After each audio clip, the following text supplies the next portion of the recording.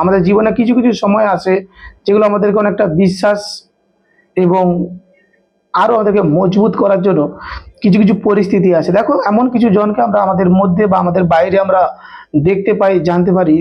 যারা কিনা শুধু লাভ অংশ আশা করে, সর্বক্ষণ শুধু লাভটাই কি পাচ্ছে এটা দেখবো। আসলে আমরা যদি পরমেশ্বরের আগামী যদি আমরা পুরাতন নিয়মকে পাঠ করি, সেখানে আমরা দেখব কত নবী, কত যাজকের জীবনে যখন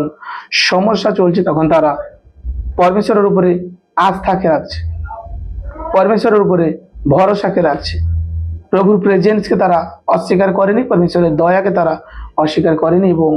যখনই তারা কোনো প্রবলেমসে পড়েছে তারা তখনই সতর্ক হয়েছে এবং কিছু না কিছু দিক থেকে মজবুত হয়েছে। আজ আমি প্রিয় প্রত্যেকজনকে জানাতে চাই,